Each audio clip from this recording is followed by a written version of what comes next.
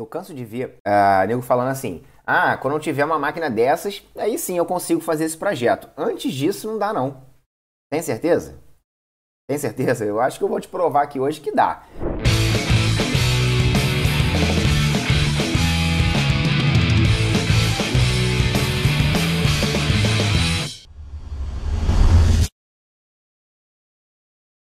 Boa noite, pessoal. Começando naquela apresentação de sempre. Para quem não me conhece, o meu nome é Gustavo Falcão, eu sou o fundador do canal Design Oficina. E outra, né? Só para lembrar e reafirmar, deixa logo aquele like aí nessa aula, nessa live, que vai dar uma força danada aqui pro canal e a gente vai continuar crescendo, continuar chegando a mais pessoas. Então, olha só, pessoal. A nossa aula de hoje é o seguinte, é como começar com as máquinas que você já possui em casa, né? Como é que você começa a fazer marcenaria com as máquinas que você já tem? Então, é sobre isso que a gente vai falar. Com um pouco mais de detalhe, esse assunto que a gente vai trazer é a possibilidade de mais pessoas fazerem marcenaria, né? Quando a gente amplia isso, a gente dá mais possibilidades a outras pessoas fazerem, a mais pessoas fazerem. E elas se juntarem ao movimento Fui Eu Que Fiz. Tá? Elas fazerem parte desse nosso movimento de marcenaria. E isso é muito positivo. Tá? O que mais? A gente também vai apresentar aqui para você uma possibilidade, ou várias possibilidades, de você fazer muito com pouco. Tá certo? Quer dizer, você vai fazer projetos bacanas, com poucos recursos, mas com muita informação e técnicas aplicadas. Ou seja, para você que acha que para fazer um projeto legal, né, fazer projetos interessantes, você precisa ter muito recurso, muita máquina, muita ferramenta, não é bem assim. Tá? Muitas vezes, com informação e técnica, você consegue fazer com que você tenha aí. E é esse o objetivo da aula de hoje. Tá bom? É trazer esse tipo de esclarecimento para você. Beleza, e o que exatamente não é essa aula, né? Para as pessoas que pensam dessa forma, a gente já tem que esclarecer logo de início. Eu não vou te apresentar nenhuma fórmula mágica aqui, tá? A aula de hoje não é mágica, você vai ter que ter algum equipamento. Alguma coisa você vai ter que ter para você começar. A gente não consegue cortar nem furar madeira com a mão, né? Ou não é verdade? Então alguma coisa você vai ter que ter, não tem jeito, beleza? Mas o objetivo tanto dessa aula quanto o meu objetivo de forma geral, sempre é aqui no canal, é conseguir com que mais pessoas façam marcenaria, pra gente ter, sabe, uma força grande nisso. Vamos lá, tô no porquê. Por que eu trago esse tipo de coisa, né? Por que eu acho que isso é tão legal pra gente trocar essa ideia aqui? Bom, primeira coisa, eu quero te provar que dá pra fazer marcenaria sem gastar uma fortuna com equipamentos, tá? Eu já venho falando isso aqui no canal há um tempo, mas hoje a gente vai dar uma abraçada nessa questão. E aquela coisa de, quanto menores as barreiras de entrada, mais pessoas conseguem começar aquele ofício. O que é barreira de entrada? Barreira de entrada é um negócio que a gente precisa vencer para começar a fazer alguma coisa. Ou seja, é muito caro, é muito difícil de fazer, sei lá, é longe, é penoso, tem que, enfim, pensa em qualquer coisa que você tiver que fazer, as barreiras de entrada podem ser grandes ou pequenas. Quando a gente traz esse tipo de conteúdo, a gente diminui a barreira de entrada, ou seja, a gente chega aí para vocês e fala, você sabia que dá para fazer marcenaria com pouca coisa, com pouca ferramenta? Eu não vou mentir para você, é claro que quanto mais coisa você tem, mais possibilidades você tende a ter. Não é que você tem exatamente, porque não adianta você ter um monte de coisa e não conhecer as máquinas, tá? Então, o conhecimento, a informação sempre anda do lado do recurso, tá? Não esquece disso. Então, quando a gente diminui as barreiras de entrada, a gente faz com que mais pessoas consigam começar esse ofício, começar a marcenaria. E quanto mais pessoas fazendo, melhores e maiores são as trocas de informação e de experiência, certo? O que eu quero dizer com isso? A gente vai fortalecer o nosso movimento Fui Eu Que Fiz. Então, se a gente tem muita gente fazendo marcenaria, chega um problema, vai chegar um problema para todo mundo. Claro que não é o mesmo problema, mas diferentes tipos de problema vão chegar. E aí vai sempre uma pessoa, vamos supor, vai lá na comunidade e fala, aconteceu esse tipo de coisa aqui comigo. Eu resolvi dessa forma. Aconteceu com mais alguma pessoa? E aí vai o outro fulano lá, cara, isso aconteceu comigo. Eu não resolvi assim não, eu pensei de outro jeito. Imagina quantas possibilidades de resolver o mesmo problema tem quando você tem muita gente fazendo. É aquela velha questão.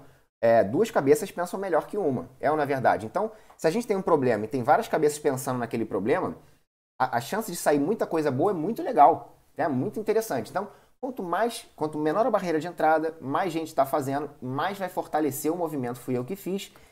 E, cara, todo mundo ganha. Eu ganho, você ganha, a gente só ganha com isso, tá? A gente vira uma comunidade cada vez mais forte, mais concisa. Beleza, então algumas inseguranças que podem surgir nesse momento. A gente sempre traz um pouco disso daqui porque é comum, né?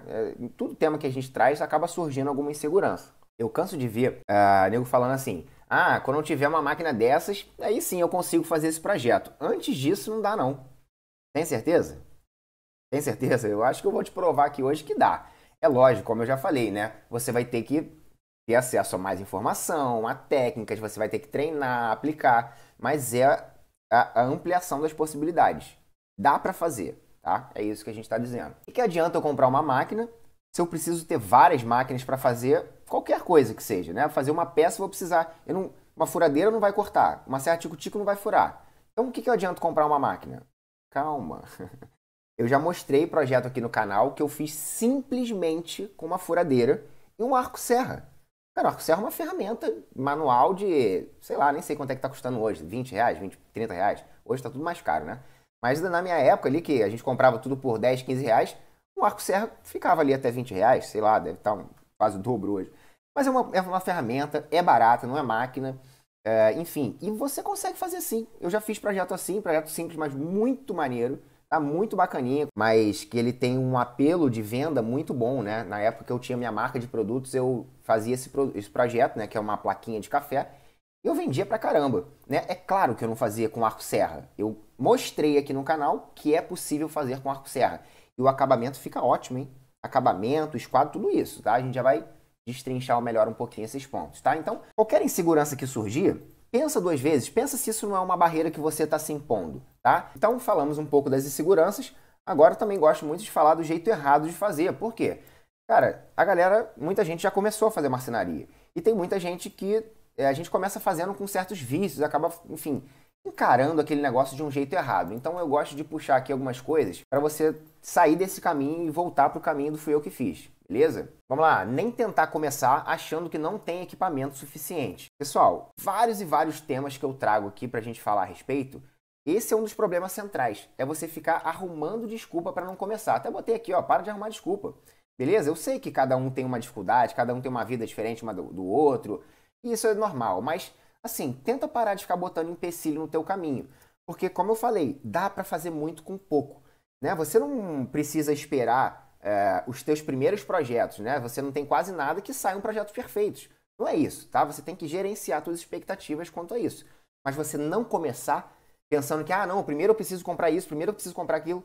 Sai dessa, tá? Começa fazendo teus projetos, tá? Quando a gente começar a falar um pouquinho mais de máquina aqui, eu vou te falar como eu acho, né? Como aconteceu comigo, como eu acho que geralmente acontece com as pessoas na questão de adquirir equipamentos, ou seja, na questão de comprar máquinas.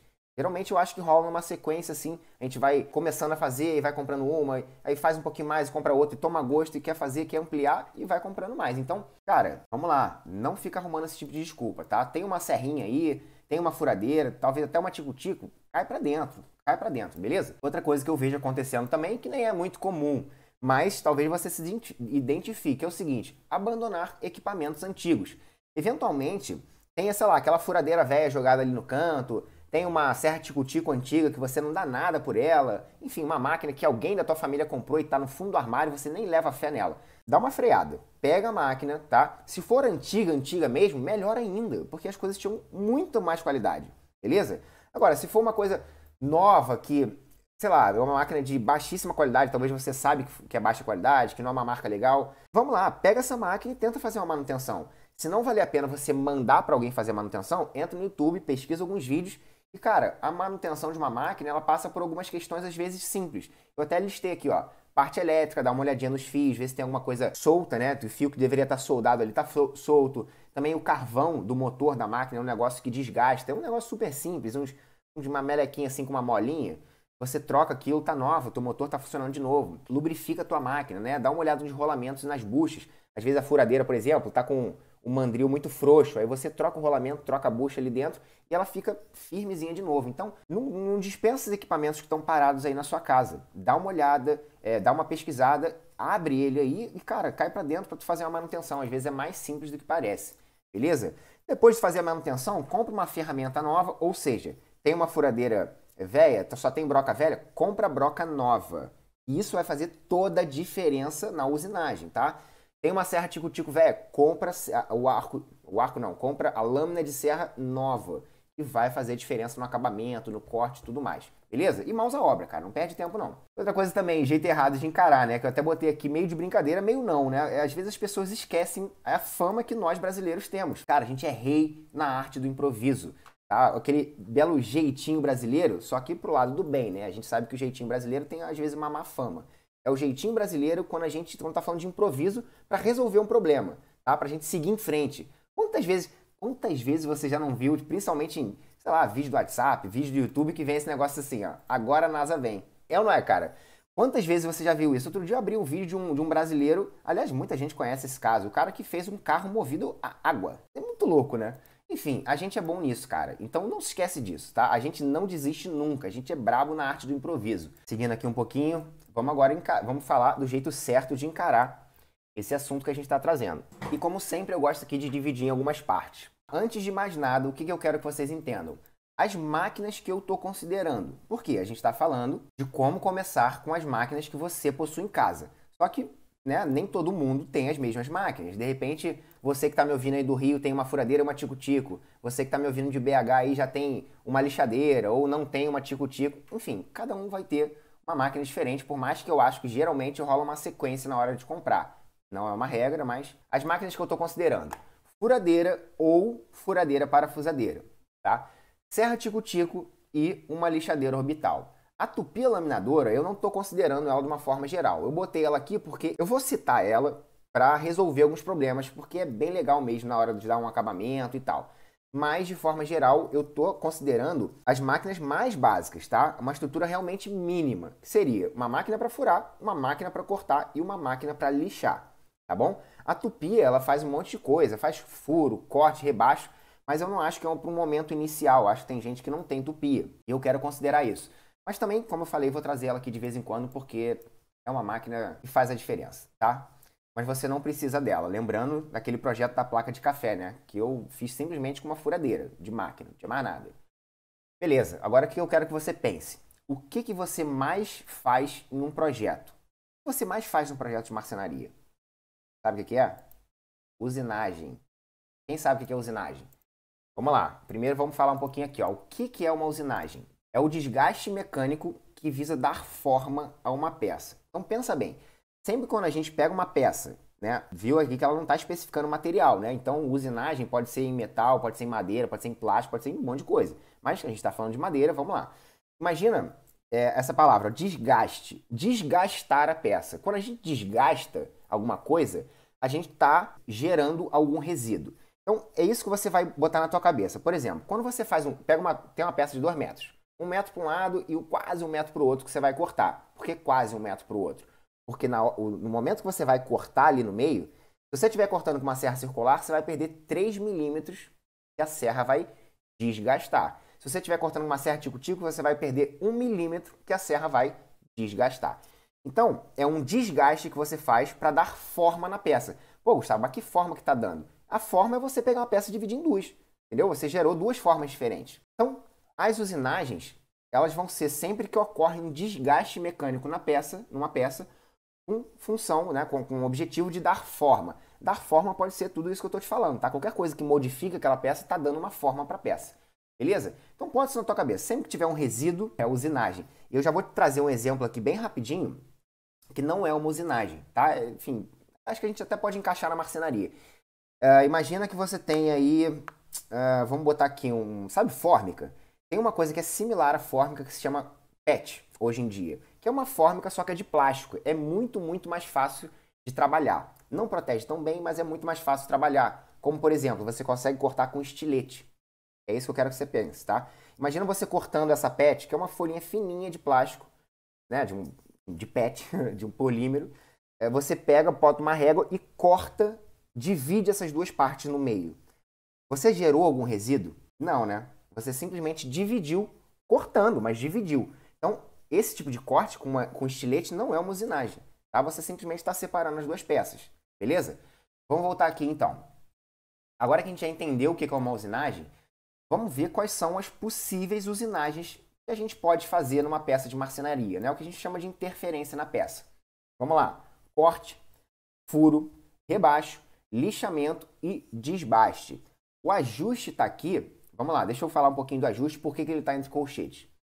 O ajuste ele não é exatamente uma usinagem.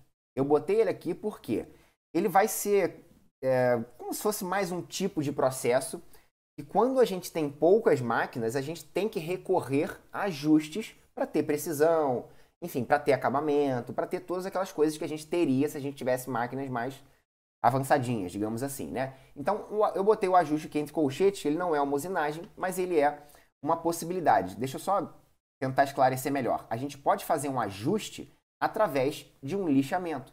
A gente pode fazer um ajuste através de um rebaixo. A gente pode fazer um ajuste através de um corte, etc, etc. Tá bom? E o desbaste, para quem já está acostumado a assistir algumas aulas aqui do canal, sabe que o desbaste ele nem sempre vem em todo tipo de projeto, né? Muitas vezes o desbaste ele é usado para preparar uma peça, né? Vamos supor, você compra a peça bruta, você desbasta aquela face para tirar a face bruta, deixar a face lisinha, bonitinha e para botar a peça em 90 graus. Então, geralmente a gente usa uma desempenadeira, né? Uma plana desempenadeira ou então um desengrosso, e aí desbasta aquela peça, prepara ela para a gente começar o nosso projeto. Então, por isso que esse cara está entre parênteses. E nem sempre a gente vai fazer isso. Muitas vezes a gente já compra a peça na madeireira pronta, o que é o ideal dos mundos, né? Nem todos nós temos um desengrosso, uma plana, desempenadeira para ficar ajeitando peça. Beleza? Ok, então vamos lá. Corte, furo, rebaixo, lixamento. São os principais. Tem o desbaste também e o ajuste vai ser um agregado nesse momento que a gente está falando de poucos recursos. Beleza? Agora que você já sabe o que você mais faz num projeto, o que você faz, a coisa principal, você usina a peça, né? Assim que você vai dar formato nas suas peças. Assim que você vai cortar as peças, furar, rebaixar e tudo mais. Então, usinou. Beleza, agora você já sabe o que é, você já sabe quais são as possíveis usinagens. Agora a gente vai para os pontos chaves dessas usinagens, tá? O que você precisa se preocupar em cada uma dessas usinagens para você ter aquele resultado bom que eu estou te prometendo aqui, tá? O que você vai precisar se preocupar para ter um bom resultado fazendo com poucos recursos? Vamos lá, vamos puxar aqui de novo as nossas usinagens. Passando aqui rapidinho, antes da gente ver as preocupações, vamos entender aqui, ó. Rapidinho, né? Só passar de uma forma rápida, porque eu imagino que vocês saibam o que é isso. Quando a gente corta uma peça, a gente está dividindo uma peça em duas ou mais partes. Então, toda vez que a gente corta, a gente está dividindo a peça. A gente faz o corte com esse objetivo, muitas vezes, para chegar no tamanho certo da peça que a gente quer. O que é um furo exatamente? É sempre quando você faz uma usinagem em uma peça que ela atravessa a espessura, digamos assim, da peça. De forma geral, né? Para a gente entender, ó. Plaquinha, deixa eu tentar pegar uma plaquinha de alguma coisa aqui, ó. Ó, peguei esse celularzinho aqui, ó. Vamos supor que isso aqui é uma peça de madeira. Então, quando a gente atravessa a espessura, tá, de um lado para o outro, a gente está fazendo um furo. E esse furo, geralmente, a gente está acostumado a fazer com uma broca, então ele sai redondo. Mas o furo também pode ser quadrado, ele pode ser em forma de coração, de triângulo, desde que você esteja fazendo uma usinagem no meio da peça, né? De forma geral, no meio da peça e atravessando para o outro lado, beleza? E o rebaixo? O que seria um rebaixo? Na verdade, é legal explicar o furo antes, porque o rebaixo é todo furo que não ultrapassa para o outro lado. Então, digamos que essa madeirinha aqui tem 10 milímetros de espessura. Se eu furo rebaixando, né? Se eu furo com profundidade de 5 milímetros, eu não chego até o outro lado, eu estou rebaixando. Não importa se é redondo, quadrado, forma de coração ou triangular, tá bom? Beleza, o lixamento. O lixamento, o que é o lixamento? O lixamento são arranhões. Você sabia disso? Quando a gente lixa, a gente está arranhando uma peça.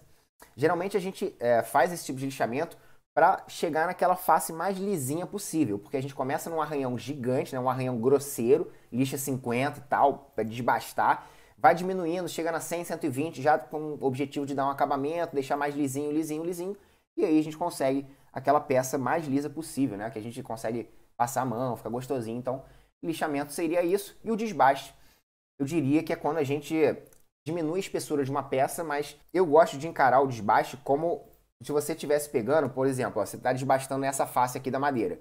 Você está desbastando toda a face. Porque eu entendo que se você desbasta só uma partezinha, por exemplo, você desbastou só uma parte do meio. Você não desbastou, você fez um rebaixo. Na verdade, o desbaste é uma palavra generalizada, né? A gente pode até encarar um rebaixo como um desbaste também. Mas não vamos confundir as coisas, não. Vamos entender que o desbaste é quando a gente tira a espessura completa da peça. Beleza? Bom, como eu já falei, o ajuste não é exatamente uma usinagem. O ajuste pode ser feito de várias formas possíveis. É para você fazer, digamos que um ajuste fino, tá? A gente pode encarar aqui. Então, ó, vamos entender o que a gente precisa se preocupar na hora de fazer cada uma dessas usinagens. Quando a gente faz um corte, o que a gente tem que se preocupar?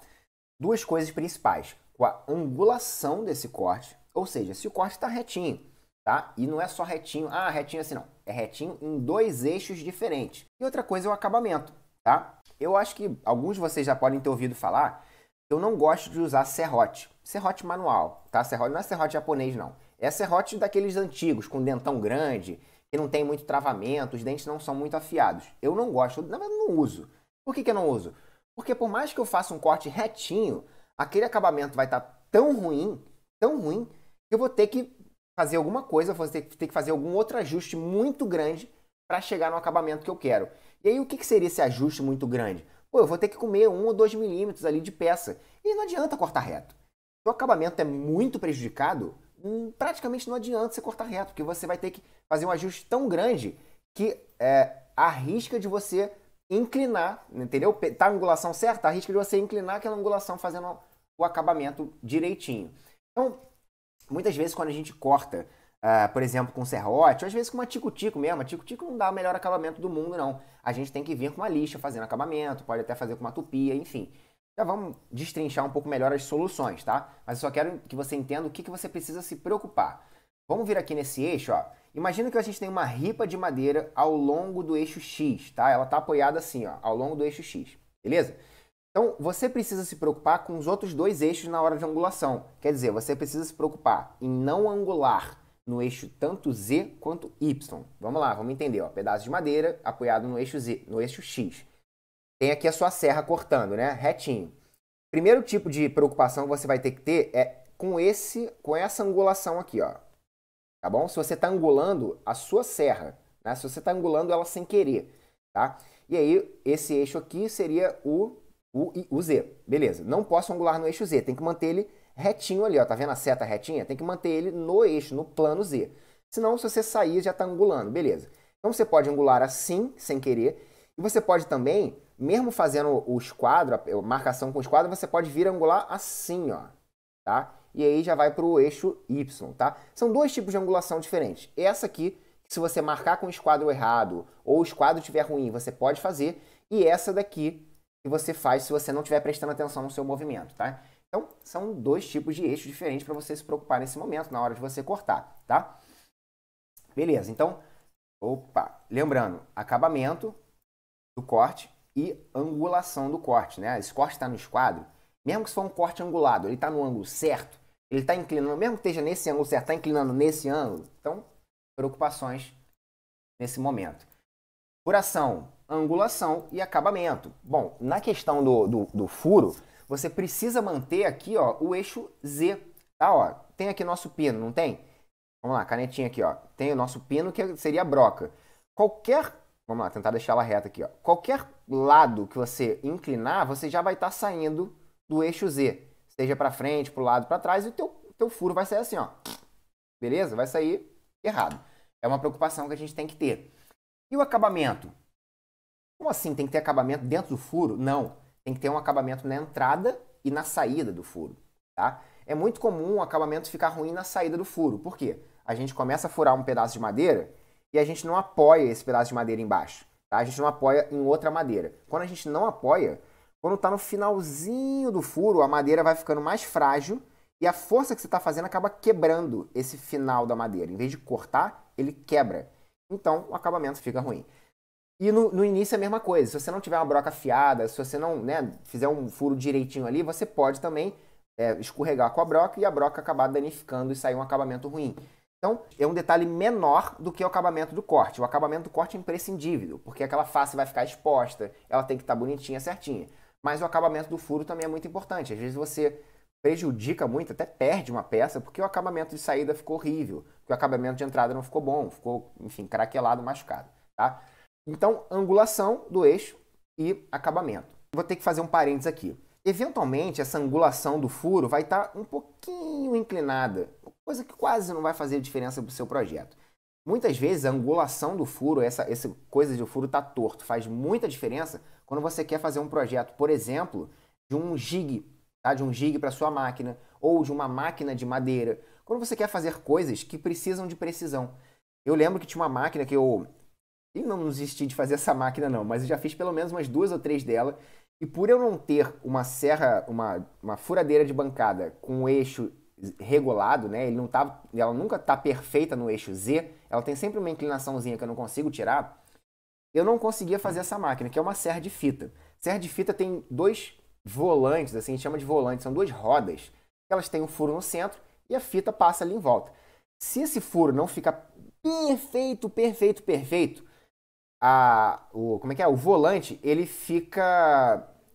pode ficar assim, ó, na hora de ele girar, sabe? Ele fica fora de balanço. Ele pode ficar assim, ó.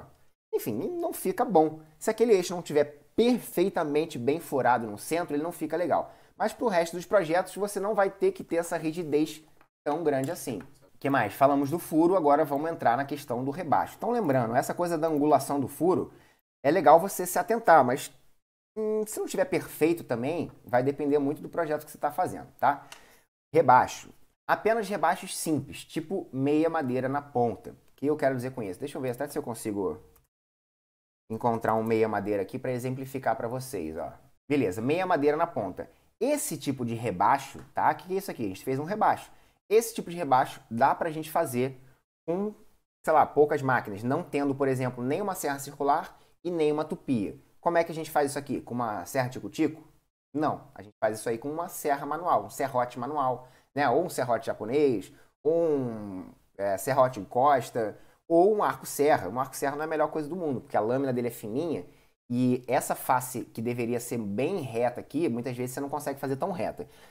Mas eu vou confessar uma coisa com vocês, não é tão fácil de fazer essa face reta com outros serrotes também não, beleza? Então o que eu gosto de fazer é, corta um pouquinho afastado da linha, seja com arco-serra ou com outro, e depois vai tirando aquele resto ali no formão, ou vai tirando uma lixinha, beleza? Mas esse tipo de rebaixo aqui, que é um rebaixo muito simples, você consegue fazer com poucos recursos, tá? E, cara, isso aqui já amplia muito as suas possibilidades. Você faz a sua bancada aí de trabalho, tu faz um monte de coisa com isso daqui, cara, e deixa a infraestrutura muito mais rígida por causa do encaixe. É bacana, vale a pena também, por exemplo, isso aqui, ó.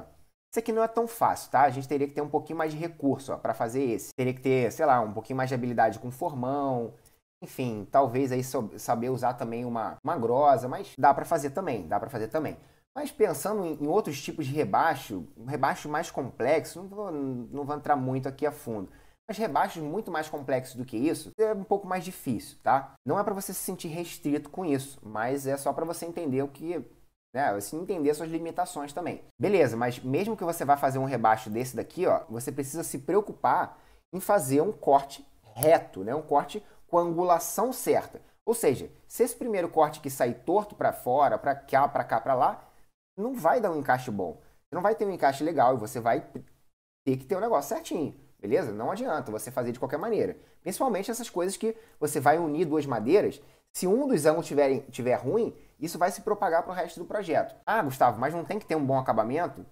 Na maioria das vezes não. Porque veja bem, ó, olha a face que está sendo usinada aqui. Essa face vai ficar colada nessa outra face da outra madeira. Então, as faces usinadas nos encaixes, geralmente elas somem. Elas ficam uma para dentro da outra.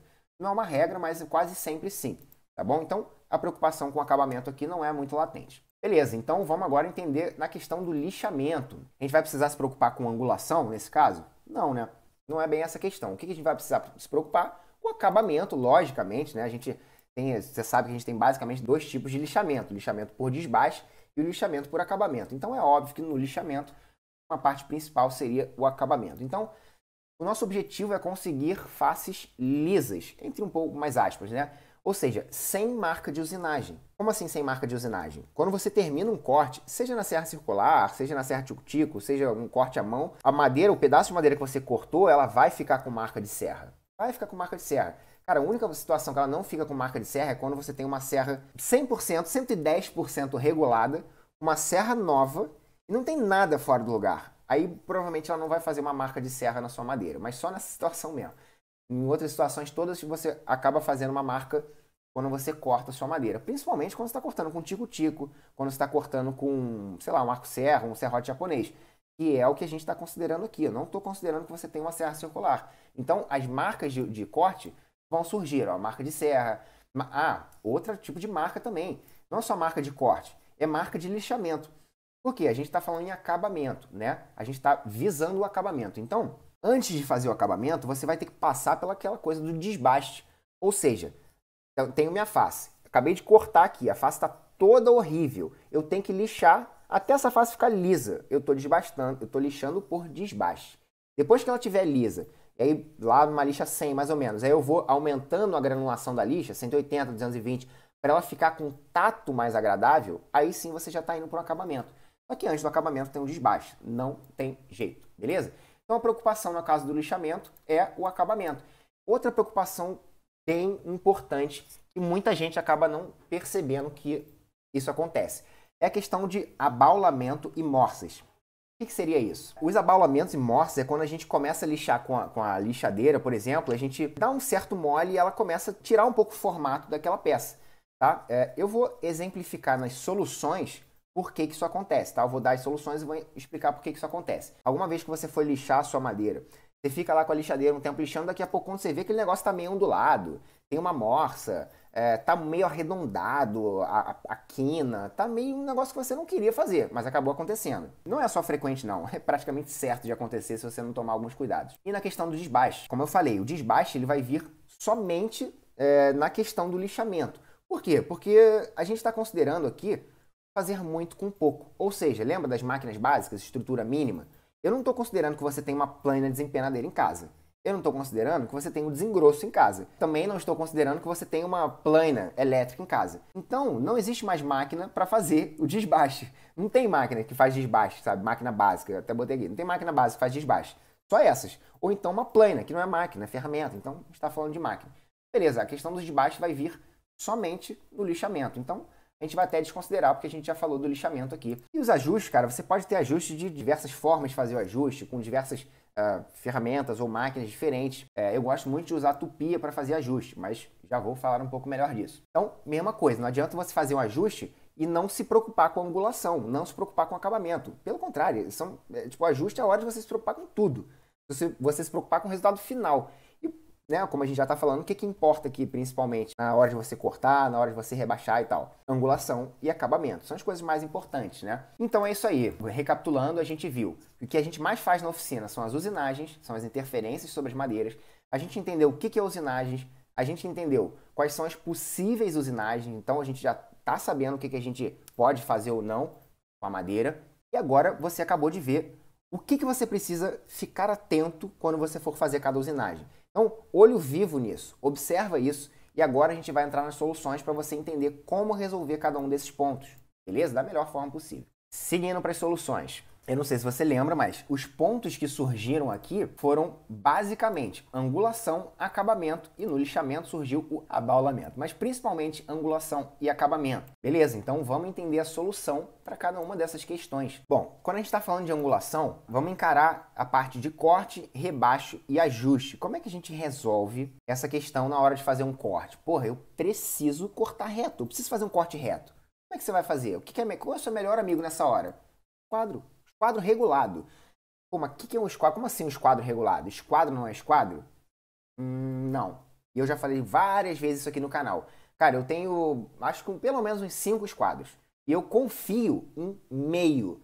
Não tô brincando. Tem um esquadro que eu só confio na parte de dentro dele. É normal o esquadro não estar no esquadro. Por isso que é uma ferramenta que vale a pena gastar um pouquinho mais de dinheiro, sabe? De verdade. Procura na internet, qualidade boa e tal, não sei o quê, porque... Cara, eu já comprei marcas legais de esquadro, eu já comprei esquadros super robustos e mesmo assim não estavam no esquadro.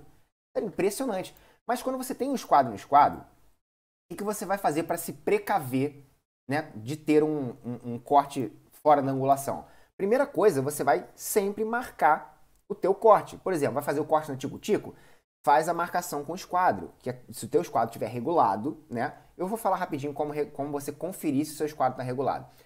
Mas com o esquadro regulado, você vai fazer a sua marcação. Na hora de usinar, você vai seguir ao máximo aquela marcação, tá? Eu já dei vários macetes de como você fazer corte manual com arco serra, com serrote japonês, seguindo aquela angulação certinha, beleza? Não vou conseguir falar isso aqui agora, mas dá para você fazer. E na serra tico-tico também. A serra tico-tico, ela é um pouquinho mais teimosa, né? Você tem que ficar de olho na lâmina, né? Se a lâmina dela não está inclinando para lá ou para cá, assim, porque é muito comum a gente entrar e ela começar a inclinar sozinha. Tem que ficar de olho. Mas beleza, vamos lá. Com os seus quadros, você vai fazer a marcação da peça. Na hora de usinar, na hora de cortar, você vai fazer ou rebaixar, enfim, pode ser rebaixo também, você pode não querer cortar, fazer um rebaixo ali. Do mesmo jeito, tu vai usar os quadros, tu vai fazer a marcação e tu vai fazer a usinagem.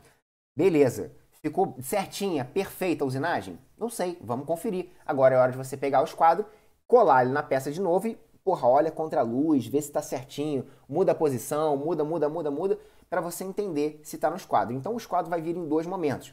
Primeiro para fazer a marcação e você seguir essa marcação. E depois para você conferir, tá? E, cara, é muito comum você mesmo fazendo a marcação não conseguir um resultado perfeito. Então, confere. E aí, estando fora no esquadro, a gente vai fazer ajustes, tá? Por isso que o ajuste está aí. O ajuste vai vir muito nessa hora que a gente está com máquinas básicas, tá? Que a gente tem alguma restrição nesse momento.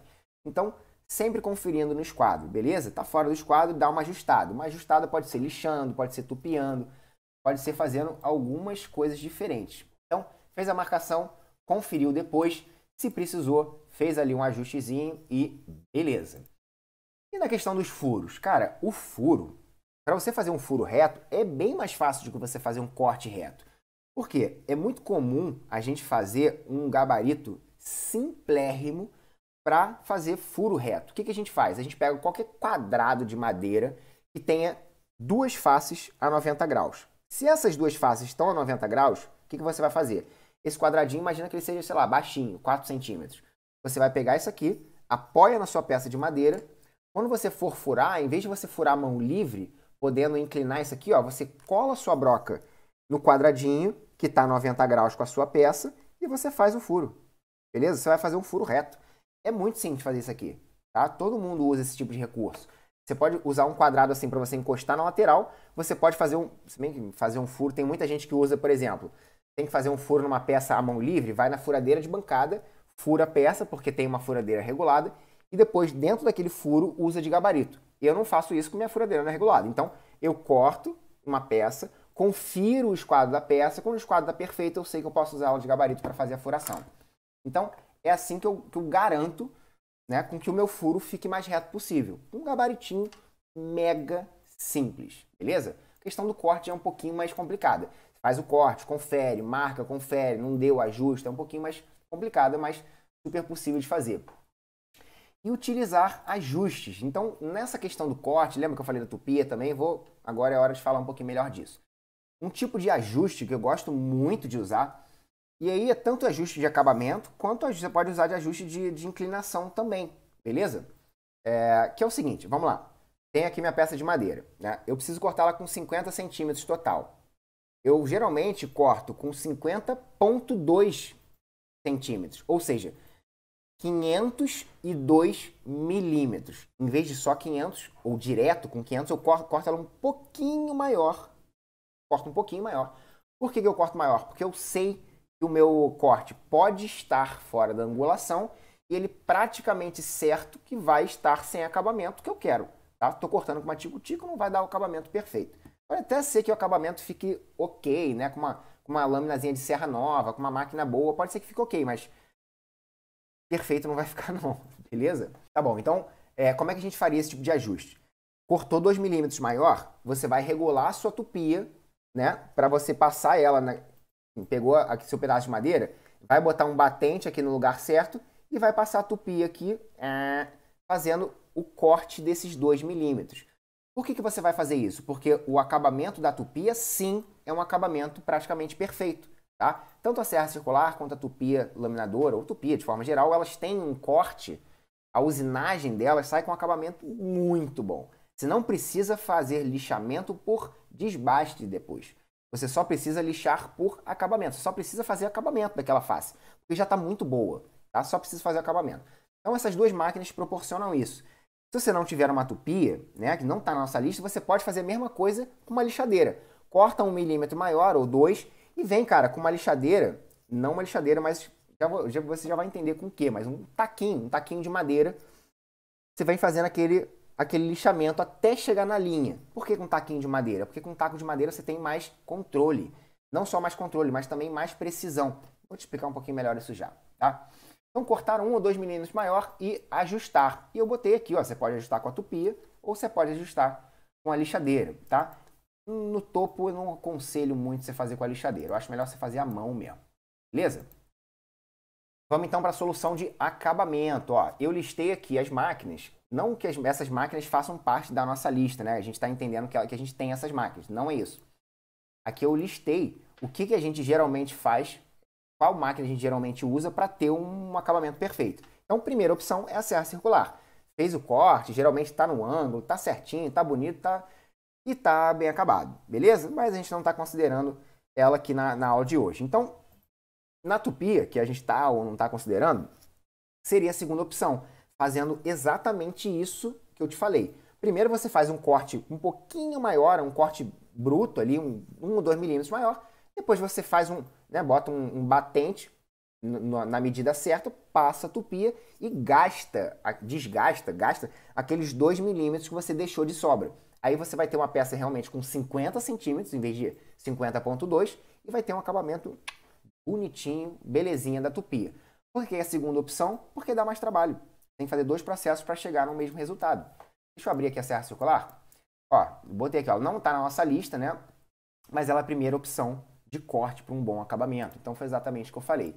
E a tupia a gente vai usar para fazer esses ajustes finos no corte. Então, ela está meio que situada antes do lixamento. Se você tem uma tupia, em vez de você partir para um lixamento por desbaste, vou desbastar esse negócio aqui até chegar nos 2 milímetros que eu quero. Dê preferência para a tupia, porque você vai ter aquele topo, você vai ter uma tendência de ter um topo mais reto, muito mais reto do que se fosse lixando. Porque o lixamento não tem muito controle. A tupia, ela tem a base perpendicular ao eixo dela. Então, a base está apoiada, o eixo está aqui, ela vai cortar retinho. Tá bom? Então, a tupia ela fica meio que entre o corte e o lixamento. Tanto em prioridades, quanto na ordem aqui que você vai fazer mesmo, se você for usar a tupia. Primeiro você vai fazer o corte, depois você vai tupiar e por fim você vai partir para um lixamento. Já lembrando, se você tiver com um corte bem acabado ou pela tupia ou pela serra circular, o lixamento é por acabamento e não por desbaste. Você não vai ter que desbastar mais nada. E finalizando aqui na lixadeira. Bom, você vai fazer um lixamento por desbaste caso houver marcas de serra. Então, a gente está considerando aqui, digamos que você tenha... Aliás, vamos considerar que você não tenha nada. Tupia, serra circular, nada disso. Você só tem as máquinas que a gente falou de início. Você vai ter que fazer esse lixamento por desbaste para eliminar as marcas de serra até que ela faça ficar lisa. Ficou lisa, aí você vai começar um lixamento por acabamento. Beleza? Bom, então, na hora de fazer acabamento, a gente tem que levar em consideração essas máquinas, tá? Porque é o que... Enfim, você entendeu que é a ordem de melhor acabamento. Eventualmente você vai ter uma ou não. Então, como é que você soluciona com cada uma delas? Tá certo? E a questão do abaulamento. Solução para o abaulamento. Primeira coisa, lixar as faces da madeira de forma homogênea. O que seria isso? Não vai ficar só num ponto da madeira. Você vai passear com a lixadeira ao longo da peça toda, tá? Vai passeando, independente se você quer lixar por desbaste ou por acabamento.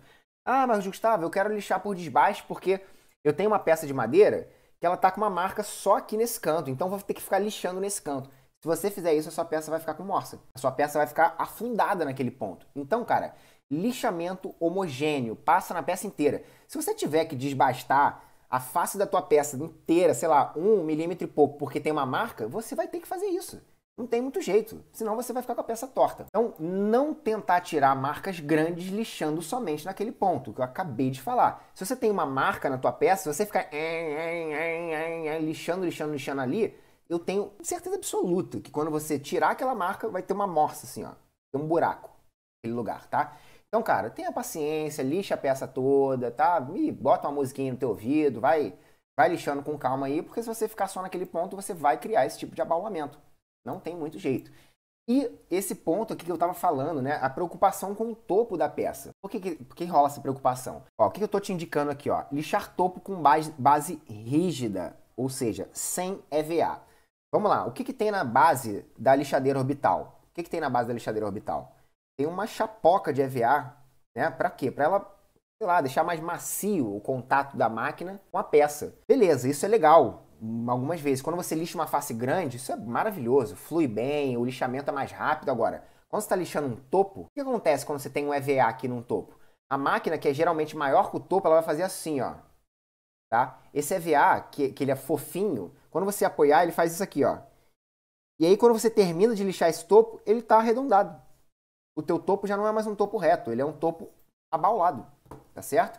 Então, ó, não, cara, eu lixo também, eventualmente eu lixo um topo com a lixadeira orbital, porque a gente tem preguiça mesmo, tá? Mas o que é o certo para você ter uma face perfeita, desculpa, um topo perfeito? Pega um taquinho de madeira, sem EVA, face dura, rígida, envolve com uma lixa e ó, vai no talento, olha para cá, olha para lá. Se tiver uma marcação antes, melhor ainda, vê se está seguindo a marcação, vê se está inclinando, vai medindo com o esquadro e ó, no talentinho pro seu topo ficar bacana, pro seu topo ficar retinho, entendeu? Para ele não ficar com esse abaloado, que cara, esse abaloado deixa uma cara de projeto amador, muitas vezes, sabe? Às vezes eu me arrependo de não fazer o certo, mas enfim, depende, cada projeto é um projeto, né? Quando um projeto não é pra mim, eu faço da forma certa, né? Quando é pra mim, às vezes é pra improvisado, meio de preguiça, às vezes eu acabo fazendo isso. Mas é isso, eu quis trazer aqui pra você soluções para você encarar cada tipo de problema, né? Então a gente viu que o que a gente mais faz são as usinagens, a gente viu todas as possíveis usinagens e o que a gente tem que se preocupar em cada uma dessas usinagens. Quais são os pontos críticos? Falamos angulação, acabamento e abalamento e agora a gente acabou de trazer a solução para cada um desses pontos. Bom, como a gente está falando de poucos recursos, de fazer muito com pouco, de usar tudo que a gente tem à nossa disposição, não tenho como deixar de falar dos gigs, outras possibilidades que a gente tem para, cara, aproveitar mais ainda todas as máquinas que a gente tem. O que são os gigs?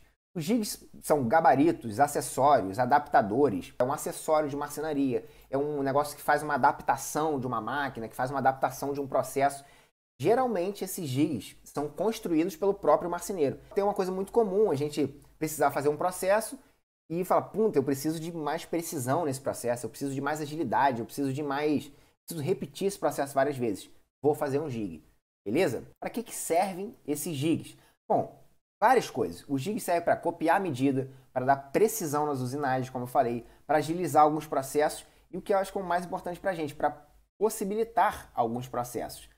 Antes disso, vamos entender aqui o copiar medidas. Como assim copiar medida? Não entendi muito bem. Eu já fiz, eu não sei se esse vídeo está aqui no canal ainda, mas eu já montei uma cadeirinha que eu fiz toda a fixação dela com cavilha interna. E para fazer esse cavilhamento, eu usei um gabarito de cavilha. Era um gabarito, sei lá, era um pedaço de madeira com 2 furos para eu fazer a furação das cavilhas e umas distâncias lá que eu tinha calculado para dar certo em relação ao meu projeto. Ó, vou até abrir uma fotinha aqui, ó. Um exemplo, mais ou menos um exemplo disso aqui, ó. Estão vendo que aqui embaixo tem uma peça de pinos, certo? E esse vermelho e marrom aqui é o gabarito. Ou seja, esses 2 furos, se ele pegar esse gabarito, pô, botei numa travessa, botei em outra, botei em outra, botei em outra, você vai estar copiando essa medida, né? Você vai estar copiando a distância entre uma e outra. Você está copiando a distância entre o próprio furo e a lateralzinha daqui, ó. Vê que ele está alinhando aqui com o gabarito com a lateral da travessa, certo? Então, só um exemplo aí do que o gabarito pode fazer. Ele pode ajudar, com aquele gabarito, você fura aqui, fura ali, fura aqui, fura ali, fura ali, você está copiando aquilo para todas as outras peças. Na hora de você montar, a chance dessas 2 cavilhas, né? Que estão um furo aqui ou um furo ali, a chance delas se encontrarem certinhas é muito grande, tá? Não é 100%, mas se você fizer tudo certo, é quase 100%. Beleza? Então, você já deu para ver aqui nesse mesmo gabarito como você consegue dar precisão nas usinagens, né? Então, se você alinha aquele gabarito com a face certinha, cara, é praticamente difícil você errar. Então, você tem muita precisão naquela usinagem. Não só você copia essa medida, você consegue copiar para outras peças, como aquilo te dá muita precisão. O que mais? Você consegue também agilizar processos. Como assim agilizar processo? Tem um vídeo aqui no canal que eu fiz do gabarito de girofix. Quem sabe o que é girofix? Girofix é um fixador. Assim como o prego, parafuso, a cavilha, pino, né, o grampo, tudo isso é fixador. O girofix é um tipo de fixador mais específico para MDF e MDP, ou seja, para mobiliário planejado, né? Enfim, mais corporativozão. Enfim, entre aspas, corporativo. Mas é para esse mobiliário planejado, com chapas de MDF e MDP. Porque, enfim, o MDF e o MDP não tem a resistência que a madeira tem para aceitar um parafusão direto. Por mais que eles aceitem, tá? Não é a forma mais indicada. O indicado mesmo é você trabalhar com girofix. E aí, o que esse gabarito de Girofix me possibilitou? Ele possibilitou copiar as distâncias e as medidas de todos os furos que eu preciso fazer para a instalação de um Girofix. Então eu pego aquele gabarito, faço o furo em uma peça, faço em outra, faço em todas as peças do meu projeto e depois é só montar. Encaixo ali os pinos e vou montando aquele projeto, né? Porque eu já fiz todos os furos com o meu gabarito. O gabarito me possibilitou essa agilidade, né? Eu não precisei ficar tirando todas as medidas. Imagina se todas as usinagens que eu fosse fazer de um armário para botar um Girofix, eu precisasse tirar as medidas. Eu não sei se você sabe, mas para encaixar um Girofix, um conjunto de Girofix, são 3 furos diferentes. Com distâncias diferentes, com diâmetro diferente, com profundidade diferente. Então, cara, sem gabarito não dá. É muito penoso, é muito demorado, entendeu? Então, o gabarito, o Gig, vai te ajudar nisso. E para possibilitar processos, e tem um melhor exemplo para mim aqui nesse momento, é o seguinte, é o famoso, que eu já usei milhões de vezes, o Gig para tupia, que faz corte circular. O que é o Gig que faz corte circular para tupia? Esse Gig, ele está na oficina de fazedores. Aliás, esse Gig está bem presente na oficina de fazedores. Tem projetos que exploram esse Gig, tem um projeto especificamente desse Gig. Aliás, realmente, a oficina de fazedores está demais. Então, o que eu botei aqui? Possibilita processos. Que máquina você conhece que faz um corte circular perfeito? Eu não conheço. A tupia, ela não é programada para isso, ela não é feita para isso de forma geral. Mas a gente construindo um Gig, um gabarito, e adaptando na tupia, a gente consegue sim fazer um corte circular perfeito com a tupia. Então, uma coisa que nenhuma máquina possibilita pra gente, a tupia mesmo não possibilitava, através de um Gig, você passa a conseguir fazer. E não só para isso, um corte circular, é para diversas coisas. Então, o que eu quero te dizer é o seguinte, através de Gigs, gabaritos, acessórios, enfim, como você quiser chamar, você vai conseguir transformar uma máquina em várias máquinas. Você vai conseguir ampliar as possibilidades da tua máquina. Então, pô, eu tenho poucas máquinas. Calma, né? Gigs, gabaritos, cara, faz um monte de coisa. Dá uma pesquisada, vê o que você consegue. Acompanha o canal, porque logo a Oficina de Fazedores está aí para você também. Beleza? Tem muitas possibilidades. Os gigs são, cara, o melhor amigo do marceneiro. É realmente uma mão na roda. Como a gente está falando de poucos recursos, o gig a gente mesmo consegue fazer. A grande vantagem do gig é esse. Você gasta muito pouco para ter um negócio maravilhoso, que vai ampliar suas possibilidades, que vai te trazer todas essas questões aqui, ó. Precisão, agilidade, enfim, possibilitar alguns processos que você jamais faria, copiar medida, todas essas coisas. Vê se tem mais alguma dúvida. Faço abridores de mão e o lixamento é o maior problema. Eu concordo plenamente. Engraçado, eu já fiz bastante abridor de mão também, Zé Carlos. Eu acho bem maneiro, cara. E sem querer, peguei um pedido de 100... Então, cara, se liga. Eu vou te dar uma dica aqui agora, ó. Não sei se você vai querer fazer, enfim, se você vai conseguir, mas teve uma época que eu lixava... Tinha que lixar muita peça. Eu fazia joia de madeira, né? Cordão, brinco e tal. O que eu fazia? Eu pegava eletrodoméstico velho, né? Sei lá, ventilador, enfim, coisas com motor. Na verdade, eu pegava o motor do eletrodoméstico velho. Desmontava tudo, né? Deixava só os fiozinhos com o eixozinho, cortava um círculo de madeira, fazia um furo no meio e encaixava naquele motor. E esses motores viravam lixadeiras de disco para mim. Tá? É claro que eventualmente você tem que fazer uma adaptação para esse disco ficar fixo no eixo e tal, depende de cada motor aí que você vai conseguir. Mas, cara, isso é uma solução muito barata. Eventualmente você pode até ir num ferro velho e falar, pô, tem um motorzinho aí de, sei lá, de eletrodoméstico. Por exemplo, um motor que a gente chama de tanquinho. Tanquinho é a máquina de lavar, né? Cara, o motor de tanquinho é bom demais, até fortezinho, né? Acho que às vezes tem, sei lá, 1/3 de cavalo. Ele é um motor que muita gente usa para fazer lixadeira de disco. E já que você pegou um projeto de 100 unidades, cara, uma lixadeira de disco vai te ajudar demais da conta, mas muito mesmo, tá? Então fica aí essa dica. Ah, vou aproveitar e dar outro detalhe. Se você não quiser fazer um motor e tal, não sei o que, você pode comprar um acessório para você adaptar a sua furadeira ou a sua politriz, se você tiver, ou a sua esmerilhadeira. Existe um acessório que transforma essas máquinas numa lixadeira de disco. E é muito prático, cara, porque esse disco já vem com velcro, então você cola, descola, lixa ali. Aí esse sim é muito bom. Pô, até me empolguei. Deixa eu ver se eu acho esse acessório aqui, ó. Olha o que eu tô falando, ó. Bom, acho que já deu pra ver aqui em vários exemplos, ó. As pessoas pegam esse cara aqui e adaptam, ó. Tá vendo que tem um velcro aqui na ponta? Nesse caso, a esmerilhadeira, e ele não está usando pino. Olha aqui o pino, ó. É um disco, será que tá meio pequeno aí para vocês verem? É um disco que tem um emborrachado, que tem um velcro, e esse pino aqui, você pode jogar na furadeira esse disco, ou então pode tirar esse pino e jogar na esmerilhadeira. Zé Carlos, vai nessa, cara, porque isso aqui vai te dar muita agilidade no teu processo, tá? Você está trabalhando com muita peça aí, e é legal você já tomar esses cuidados a mais para não ficar muito penoso, você pegar mais e mais trabalhos desse tipo, beleza? Tomara que te ajude.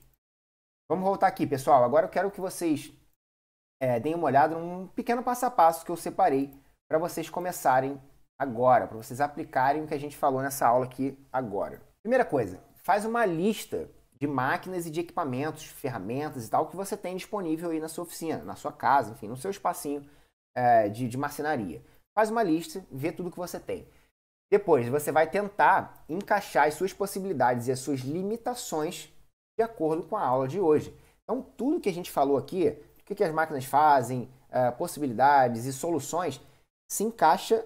Ó, isso aqui eu consigo fazer, isso aqui eu não consigo. Ah, para mim vai até aqui. Ah, legal, isso aqui é interessante. Eu tenho possibilidade de fazer. Então, se encaixa aí aonde você realmente está, né? Se situa aqui em relação à aula de hoje. Terceiro passo, faz um projeto simples, mas bem bonitinho, assim, um projeto bacana, simples e bem acabado. Um projetinho que te dê orgulho, beleza? Quarto passo, tira uma foto desse projeto e posta no Instagram. E, claro, marca a Design Oficina, tá bom? Bota aquele arrobazinho. Quando você escreve arroba, escreve ele vai te indicar Design Oficina. Aí você clica no Design Oficina que você vai estar marcando a gente. E a gente vai ver a tua foto, vai trocar uma ideia, beleza? E se possível, se eu conseguir achar a tua foto aí, tomara que você faça, que eu vou achar e vou repostar também, se você quiser, beleza? Então a gente vai fomentando essa troca. Lembra do movimento Fui Eu Que Fiz? Exatamente, cara. A gente vai fomentando esse movimento, a gente vai cada vez mais ficando próximo um do outro, tá? Isso ajuda muito. É isso, galera. Eu já vou encerrando aqui a nossa aula. Eu espero que vocês tenham gostado. Eu gostei pra caramba de trazer esse conteúdo aqui pra vocês. Um abraço pra todo mundo. Eu vou ficando por aqui